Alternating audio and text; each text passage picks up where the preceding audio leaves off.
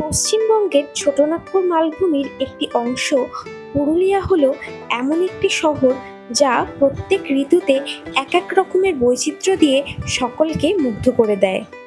হাতে অল্প কয়েকদিনের ছুটিতে কিভাবে পুরুলিয়া ঘুরে দেখবে, কোথায় থাকবে, কেমন খরচ হবে, তার সমস্ত ডিটেলস থাকবে আমাদের এই আগামী সিরিজে। Hello, welcome back to my channel. আমি অন্বেষা, রিভিলিং দ্য আনএক্সপ্লোরের তরফ থেকে তোমাদের সকলকে আমাদের নতুন এক ভিডিওতে স্বাগত জানাই। এখন সকাল 7:30 আর আমরা বাড়ি থেকে আমাদের জার্নি স্টার্ট করলাম। হাতে রয়েছে মাত্র 2-3 দিনের ছুটি, তাই এই জন্যই আমরা বেরিয়ে পড়লাম ছোট্ট একটা ট্রিপের জন্য। আজকে আমাদের ডেস্টিনেশন হচ্ছে পুরুলিয়া। পুরুলিয়াতে কোথায় কোথায় ঘুরবো, কিভাবে ঘুরবো, কিরকম কি খরচ হবে, সব কিছু তোমাদের সাথে এই ভিডিওতে আমি আলোচনা করব। চলো তাহলে এরপরে একেবারে তোমাদের সাথে জার্নিতে যেতে যেতে কথা হবে। এই ট্রিপে আমাদের সাথে আমাদের বেশ কিছু বন্ধুরা রয়েছে, তাই তাদেরকে নিয়ে এবার আমাদের জার্নি ফাইনালি স্টার্ট হলো। আমরা এখন যে সেতুটি ক্রস করছি এটি হলো নিবেদিতা সেতু বা দ্বিতীয় বিবেকানন্দ সেতু। লার্সেন অ্যান্ড টুব্রো দ্বারা নির্মিত এই সেতুটি কার্যকর হয়েছে 2007 সাল থেকে।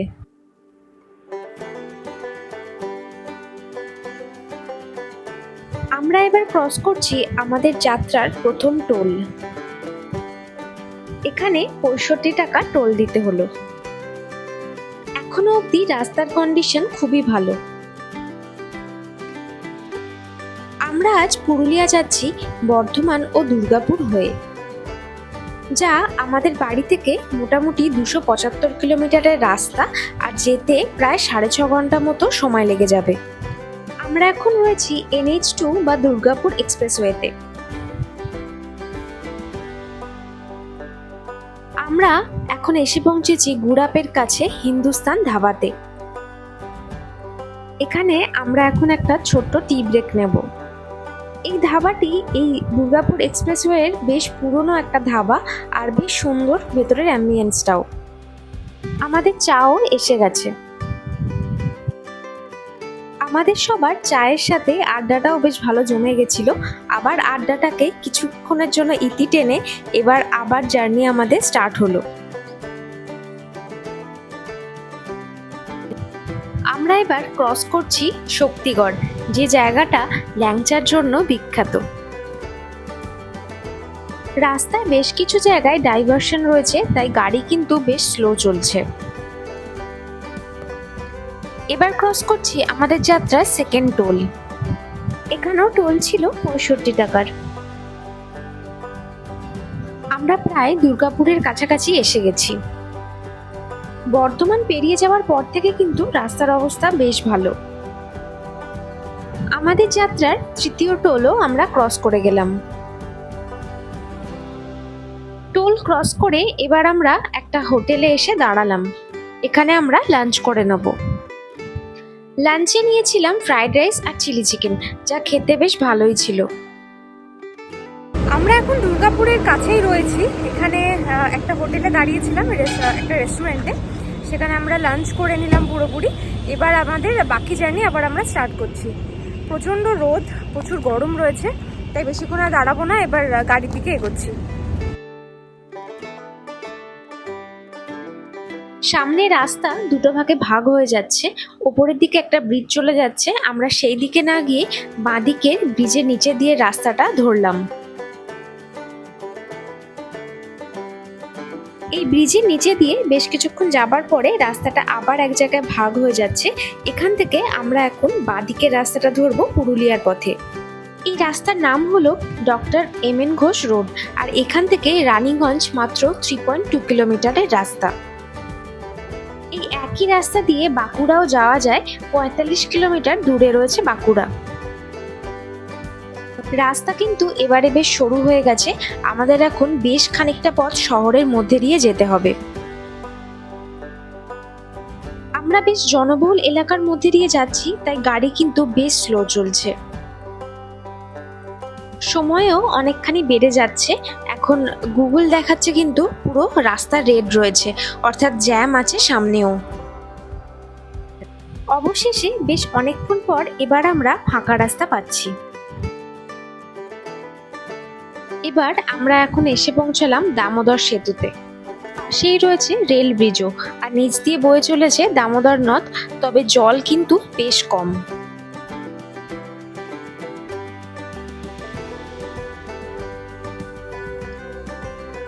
এই ব্রিজটি পেরোনোর পর থেকে রাস্তার কন্ডিশন কিন্তু খুবই ভালো হয়ে গেল। চারিদিকে সবুজ ক্ষেত পেরিয়ে আমরা এগিয়ে চলেছি, আর সাথে চলছে রোদ আর মেঘের খেলা। আর নীল আকাশে এই পেঁজা তুলোর মতন ভেসে চলা মেঘ কিন্তু দেখতে ভারী সুন্দর লাগছে। প্রকৃতির সাথে সাথে এই জার্নির রাস্তাটাও একেবারে মন ভরিয়ে দিচ্ছে। আমরা শালদোরাও বেশ কিছুক্ষণ আগে ক্রস করে গেছি।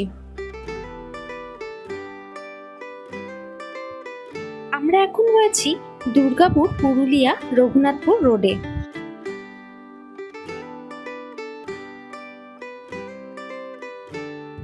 মাঝে কিছু কিছু জায়গায় ছোট ছোট এরকম টিলা দেখা যাচ্ছে। সামনে রেলগেট পড়েছে, তাই আমাদের এখন কিছুক্ষণ ওয়েট করতে হবে।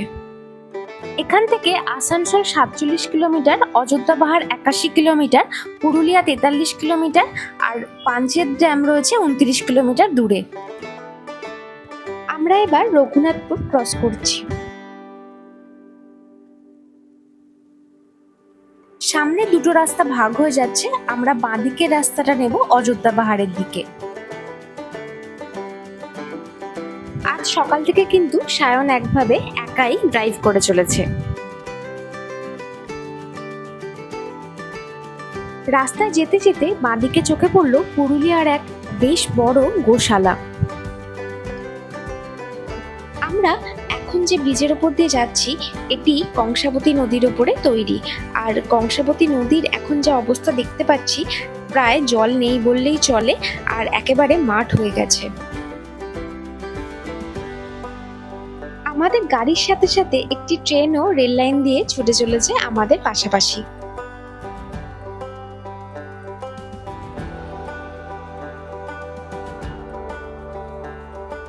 এবার আমরা হাইওয়ে ছেড়ে একেবারে গ্রামের রাস্তায় প্রবেশ করলাম। আর বেশ কিছুক্ষণ চলার পরে অবশেষে আমরা প্রথম দেখা পেলাম পাহাড়ের।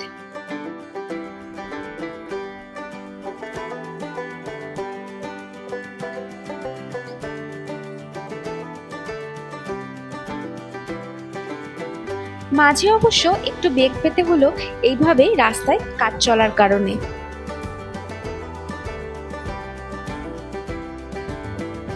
তবে চারপাশের প্রাকৃতিক সৌন্দর্য কিন্তু সত্যিই মুগ্ধ করে দিচ্ছে। গ্রামের সরু আঁকাবাঁকা পথ দিয়ে এগিয়ে চললাম অযোধ্যা পাহাড়ের দিকে। এই রাস্তা একেবারে চলে গেছে গ্রামের মধ্যে দিয়ে। আর একটা কথা বলে রাখি, এই পুরো রাস্তাতেই কিন্তু সেভাবে কোনো ফোনের টাওয়ার থাকছে না। এয়ারটেল বা জিও দুটোতেই কিন্তু টাওয়ার সেভাবে আমরা পাইনি।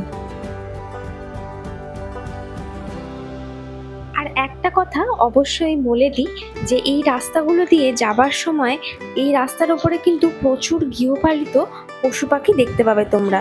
আর তাই গাড়ি খুব আস্তে চালাতে হবে, খুব সাবধানে।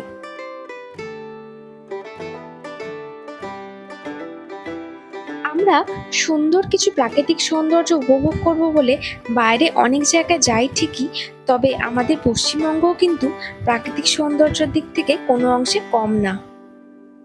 আমাদের সমস্ত ট্রিপের লাইভ আপডেট পেতে আমাদের ফেসবুক পেজ ও ইনস্টাগ্রামে আমাদের ফলো করতে পারো। তার লিংক আমি ডেসক্রিপশন বক্সে দিয়ে দেবো, আর তোমরা স্ক্রিনেও এখন দেখতে পেয়ে যাবে। আমাদের ভিডিওগুলো ভালো লাগলে অবশ্যই একটা লাইক, কমেন্ট আর শেয়ার করে দিও নিজেদের প্রিয়জনদের সাথে। আর সাবস্ক্রাইব কিন্তু করতে ভুলো না।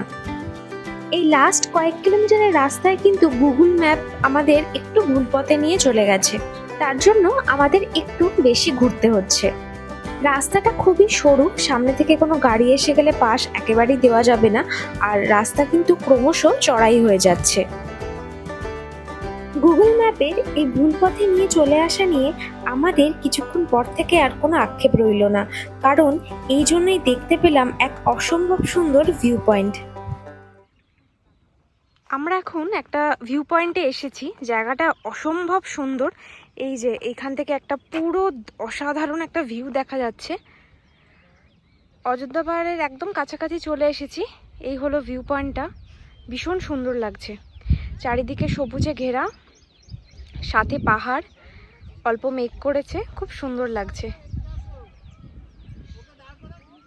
সূর্যাস্ত হয়ে গেছে, তাই বেশ বিকালবেলা অন্যরকম লাগছে। খুব সুন্দর জায়গাটা। এবার আমরা এই ভিউ পয়েন্ট দেখে এবার একটা হোটেল খুঁজতে হবে আমাদের, যেহেতু আমাদের হোটেলের বুকিং নেই। তো এখন সেটাই খুঁজতে যাচ্ছি। কিছু চয়েস করেছি, এবার দেখা যাক কোন হোটেলটা আমরা পাই। এবার বাকি তোমাদের সাথে একেবারে হোটেলে গিয়ে কথা বলবো।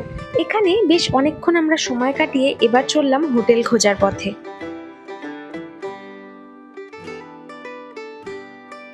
আমরা আর মাত্র কয়েক কিলোমিটার দূরে রয়েছি অযোধ্যা পাহাড়ের থেকে। আজ সারাদিনের যে জার্নিটা আমরা করলাম, পুরো রাস্তায় কিন্তু অসম্ভব সুন্দর।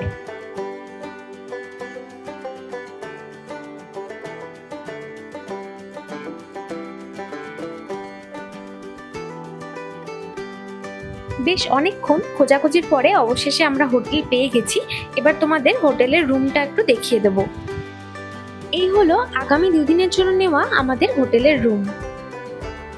এই হলো আমাদের নন এসি রুম, আর একটা বেড দেওয়া রয়েছে যেখানে মোটামুটি 3 জন ভালোভাবেই শোয়া যায়।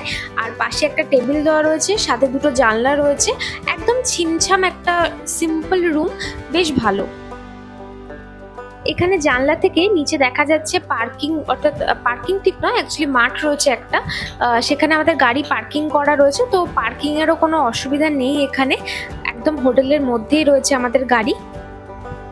আর এই হলো বাথরুম, এখানেও কিন্তু সবকিছু অ্যাভেলেবেল রয়েছে আর বেশ পরিষ্কার পরিচ্ছন্ন।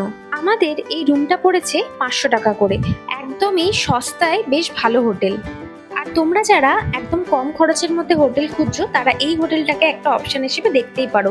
আমি স্ক্রিনেতে সবকিছু ডিটেলস দিয়ে দিচ্ছি, আর ডেসক্রিপশন বক্সেও তোমরা পেয়ে যাবে। এরপর বিকালে আমরা বেশ কিছুক্ষণ রেস্ট নিয়ে তারপর বেরিয়ে পড়লাম সন্ধ্যেতে অযোধ্যা পাহাড়ের আপার ড্যামের দিকে। আমাদের হোটেলটা একেবারে অযোধ্যা হিল রোডের ওপরই, আর সেখান থেকে অল্প কয়েক কিলোমিটারের মধ্যেই রয়েছে আপার ড্যাম। সেখানে এখন আমরা যাচ্ছি।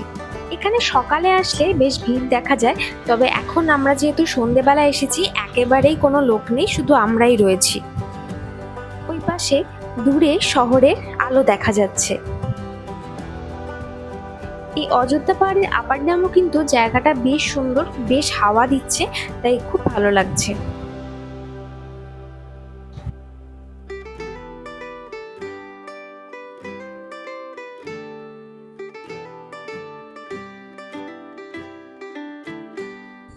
এখন সময় রাত 8টা, আর আমরা এখন এসে পৌঁছেছি অযোধ্যার আপার ড্যামে।